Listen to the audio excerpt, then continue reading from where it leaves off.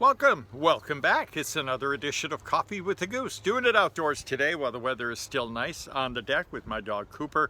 And it's a little loud in the house. My wife Raquel is having a Filipino get-together, cackling manooks. The girls are having fun and it's a little loud in there, so we'll do it outdoors. Going to talk about the toughest fighters ever. Okay, but first, let's have a little coffee. It is Coffee with the Goose. So, as you know, my coffee is, very strong, like my opinion, and got to have some creamer in there just to soften it up and make it sweet, just like me. All right, here we go.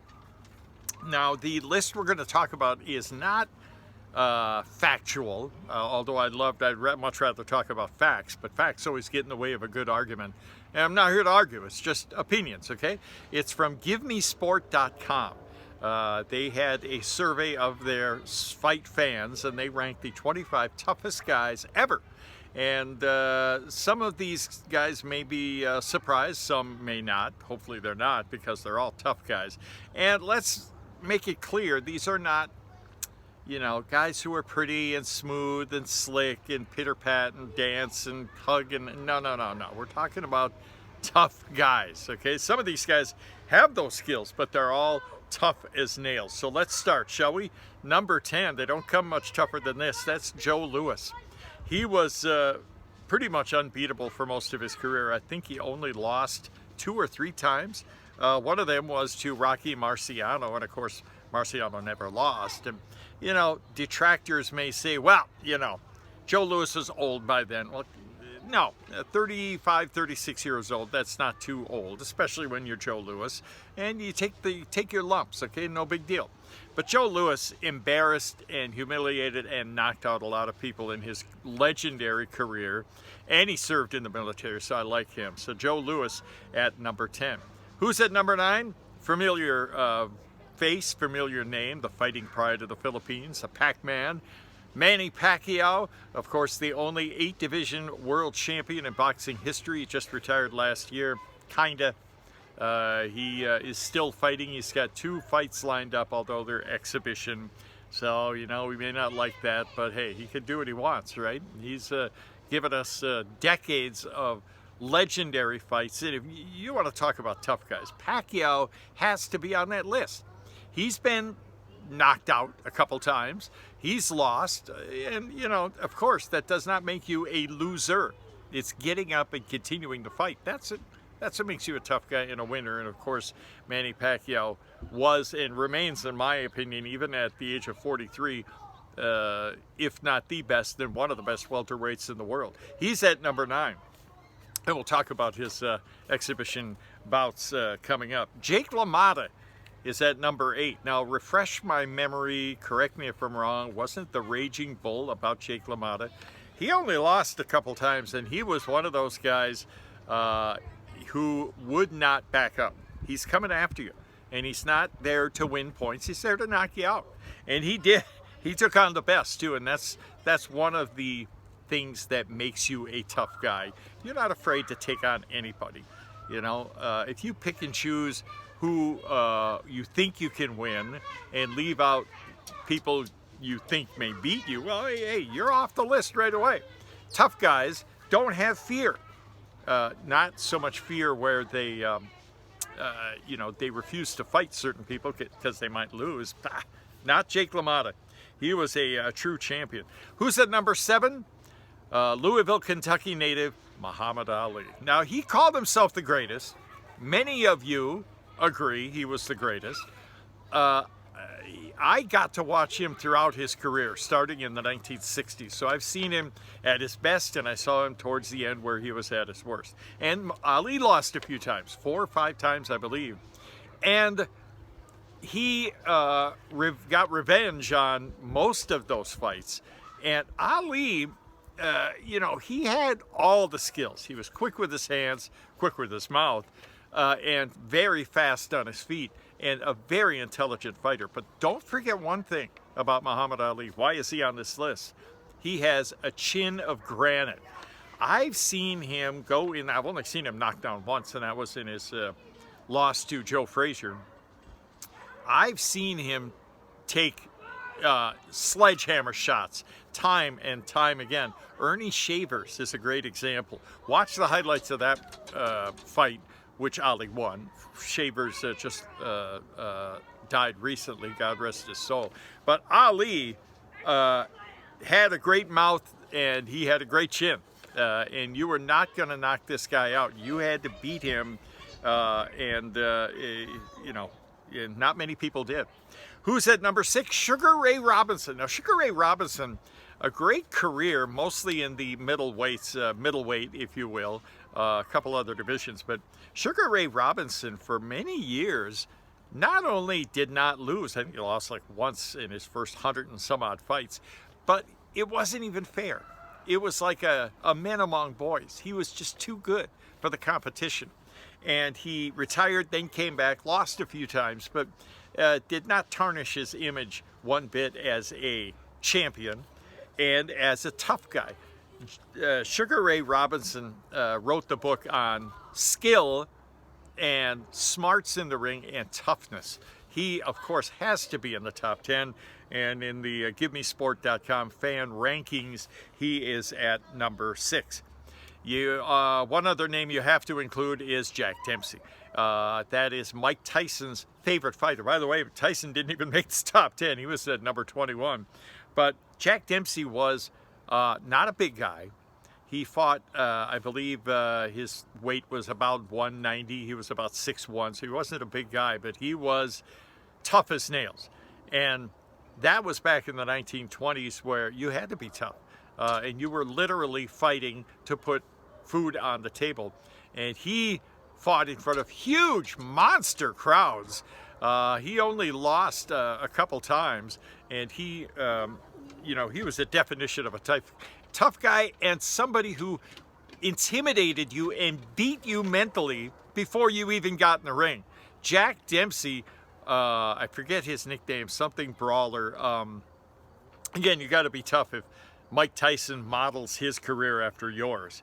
Jack Dempsey, truly one of the greats. Another great one is at number 4 in the GiveMeSport.com fans ranking of toughest guys of all time, and that is Marvelous Marvin Hagler. He only lost twice, and I believe one of those fights, very questionable. That was the Sugar Ray Leonard fight. I thought he won.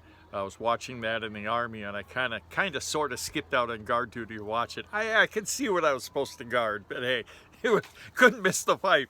And Hagler was a devastating fighter, a left-hander, and he got the better, in my opinion, of Sugar Ray Leonard. And watch his fight against Thomas Hitman Hearns. If you knock down Thomas Hearns, you're a man. You're tough. And he did. He almost killed this boy. You okay, Cooper? Gee, Cooper's afraid. I don't know what you're afraid of. Take it easy there, buddy. My dog Cooper's joining me on the couch, the porch this morning. Yes, Cooper, you're okay, buddy. Let me finish, okay? Okay, get down. Good boy. Marvelous Marvin Hagler was truly a tough guy and an extremely skilled fighter, had all the tools, and he has to be in the top 10, or towards the toughest guys of all time when you talk about fighters. And on this list, it's number 4. We're getting into names that are very familiar, of course. What other name can you think of? Tough guy, intimidating, knockout artist, brutal. It's got to be George Foreman. And for those of you who only remember George Foreman in his later years when he came back from retirement, and by the way, won the heavyweight title at the age of 45. Yeah, he was tough then. He's always been tough. But go back through the years and look at his earlier part of his career. He, again, like, who was it? Jack Dempsey, even more so, would intimidate you. You watch, I love watching face-offs. You know, the referees, they're in the ring, the referees saying, okay, don't hit below the belt, blah, blah, blah, and may the best man win, you know, touch gloves. And Foreman would stand there like a statue and just stare a hole in your soul. And you were very afraid looking at this man, and had every reason to be. George Foreman was devastating, and he would hurt you. He knocked out extremely tough guys. And as a matter of fact, another name on this list, Joe Frazier, He knocked him into Kingdom Come twice.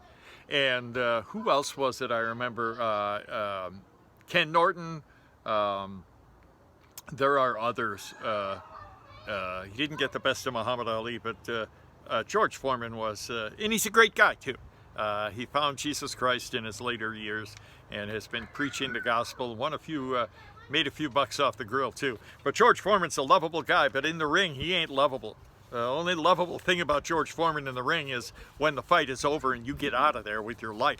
George Foreman, well deserved, the Houston, Texas native at number 3 on our list. Number 2, undeniable, and even Muhammad Ali said, you know, the one guy I would have a real hard time with is Rocky Marciano.